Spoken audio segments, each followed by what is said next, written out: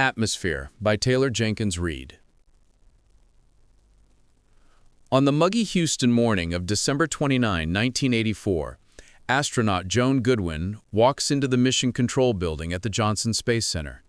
She is calm and prepared for her role as CAPCOM, the sole communicator with the crew of the Space Shuttle Navigator on mission STS-LR9.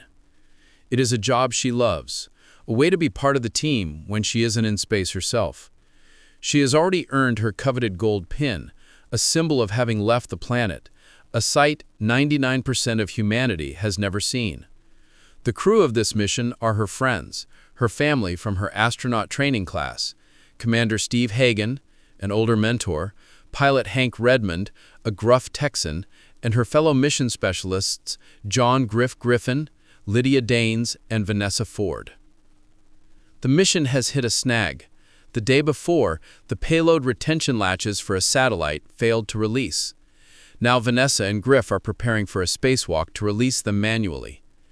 Joan settles at her console, her boss, the stoic flight director Jack Katofsky, already on the floor. Joan opens the channel to the shuttle. Despite the routine nature of the procedure, her heart quickens every time she has to speak to Vanessa Ford.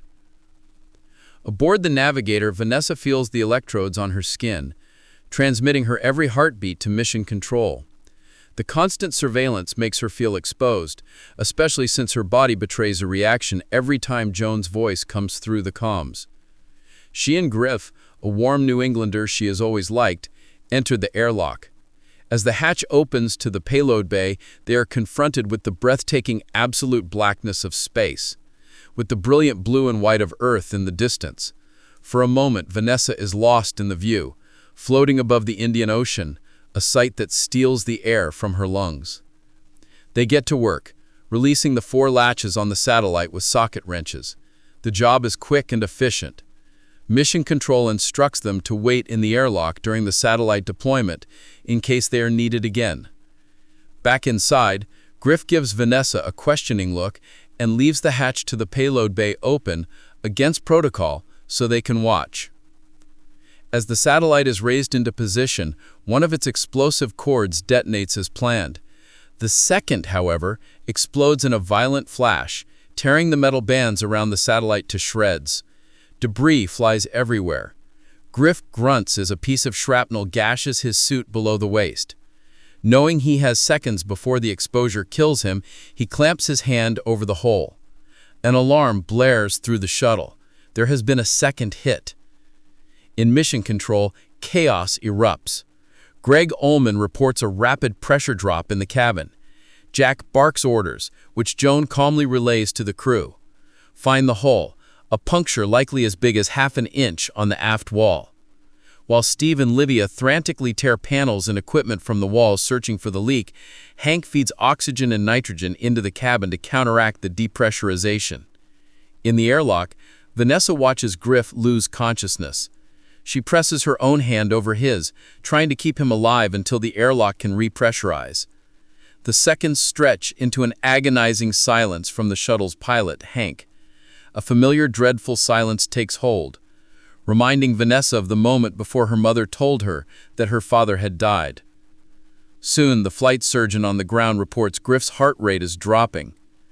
Then Lydia's voice, strained, comes over the loop. Hank and Steve have lost consciousness. A moment later, Lydia's voice cuts out entirely. The cabin pressure begins to rise. Lydia must have found and patched the hole with her last conscious effort. Then, a single voice breaks the terrifying silence from the shuttle. It is Vanessa. "Houston," she says, "I think I am the only one left." 7 years ago, Joan Goodwin was a professor with a PhD in astronomy, teaching introductory courses at Rice University. Her younger sister Barbara called to tell her about NASA commercial recruiting women scientists as astronauts. Joan, who had dreamed of space since childhood, but long since buried the fantasy after NASA's previous women's program was shut down, secretly requested and submitted an application. She was rejected. A year later, when applications opened again, she applied once more. This time, she was one of 121 applicants invited for a week of grueling interviews and tests at the Johnson Space Center. Among the other hopefuls, she noticed a striking woman with curly brown hair and an unsmiling, confident demeanor. This woman, Vanessa Ford, was the only other person from their interview group to be accepted. Along with 16 others, they formed NASA Astronaut Group 9. In the summer of 1980, Joan's life transformed. She left her job, where her male colleagues were shocked that the quiet woman they'd overlooked was heading to the stars.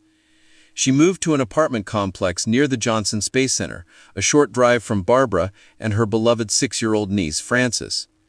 Since the birth of Frances, Joan had been a steady presence, a second parent, stepping in where the flighty, dramatic Barbara fell short. Joan's bond with Frances was the anchor of her life. The idea of her niece looking up to her was a powerful motivator.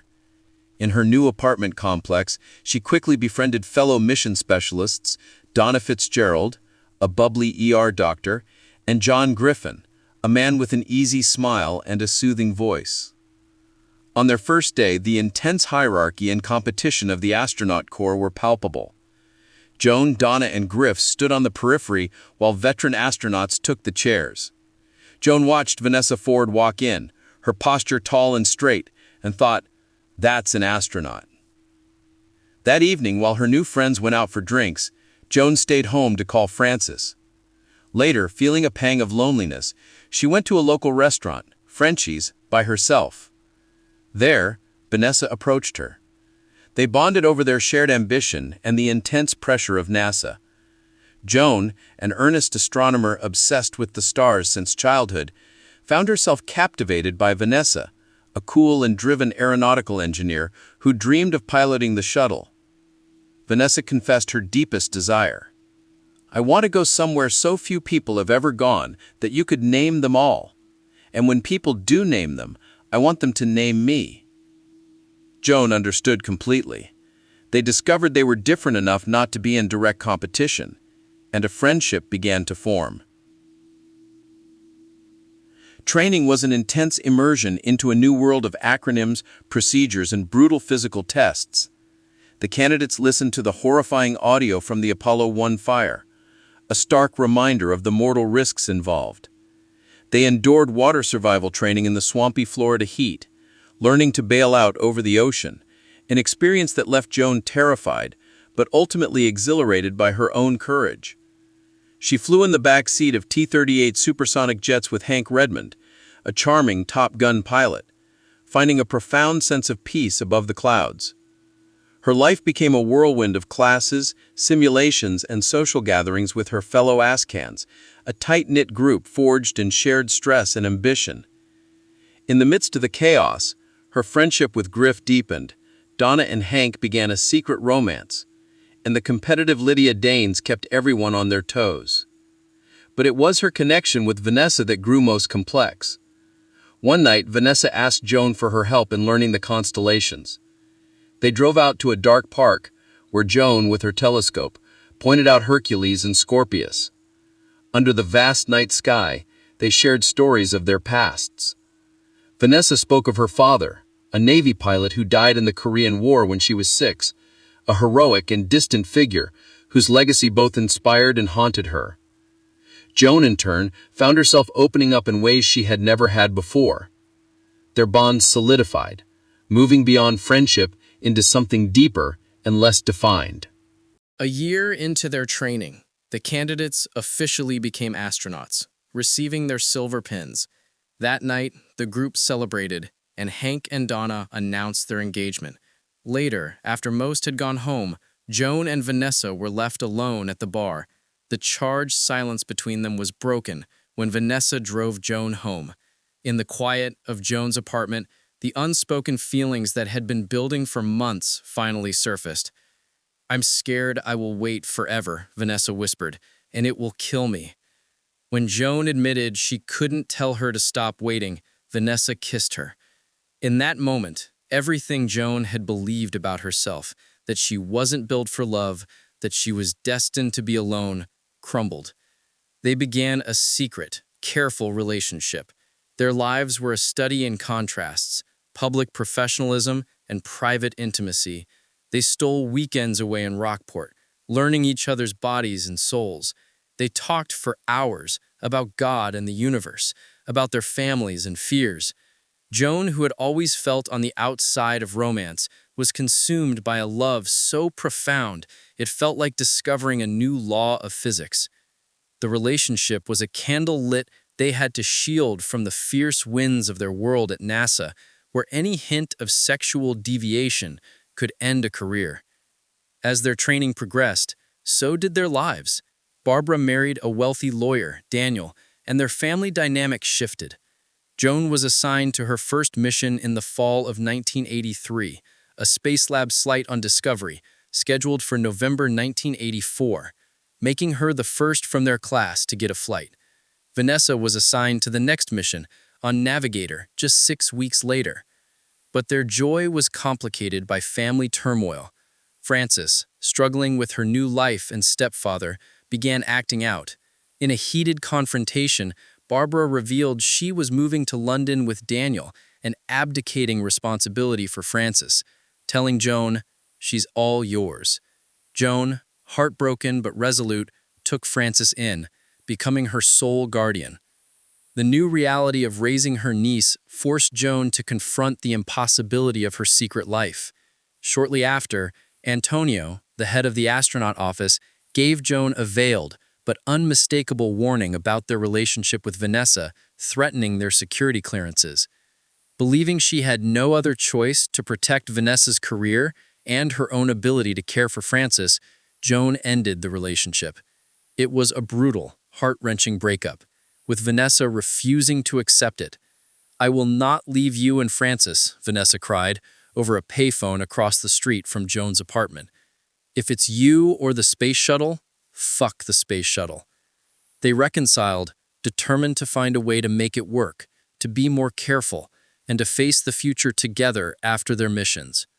Joan's mission in November 1984 was physically grueling. She suffered from severe space sickness for days, questioning if she was meant for space at all. But on the 5th day, she recovered and looked out the window. Seeing the fragile, beautiful Earth suspended in the void, she was overcome by a profound sense of meaning. She wanted to go home, to the planet that held Vanessa and Frances. Upon her return, she learned Barbara had abandoned Frances at boarding school over Thanksgiving. Joan immediately retrieved her niece, promising her a permanent home.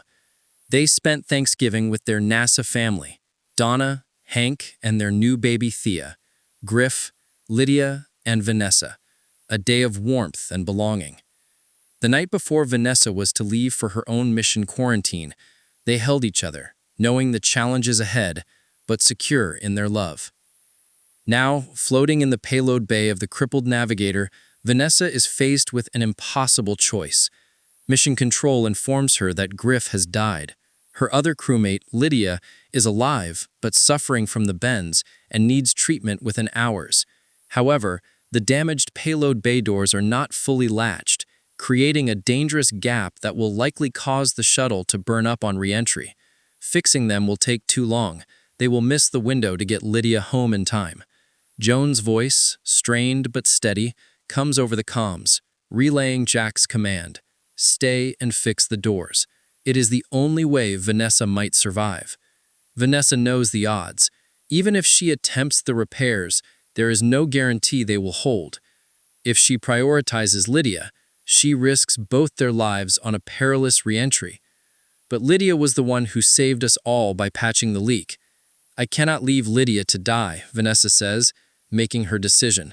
She is choosing her crewmate over her own best chance of survival. She is defying a direct order.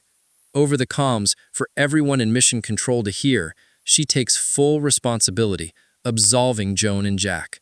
She knows this decision will end her career, if not her life. Joan, understanding the character of the woman she loves, finally concedes. In Mission Control, Joan must put aside her terror and be the CAPCOM Vanessa needs. As Vanessa prepares for the deorbit burn, they have one last coded conversation. They talk about David Bowie songs and what it means to want to come home. Vanessa asks Joan to tell her mother she loves her. And then, she asks Joan to explain to Frances why she made this choice, to make sure Frances knows she had something precious to live for. Joan, with Jack's quiet permission, lets the professional veil drop. She tells Vanessa, in a voice thick with tears, all the things that make her life worth living, confirming for Vanessa and the world that her choice is not one of despair, but of profound courage. "Tell my wife I love her very much," Vanessa quotes from Space Oddity. "She knows," Joan replies, her voice breaking. She absolutely knows.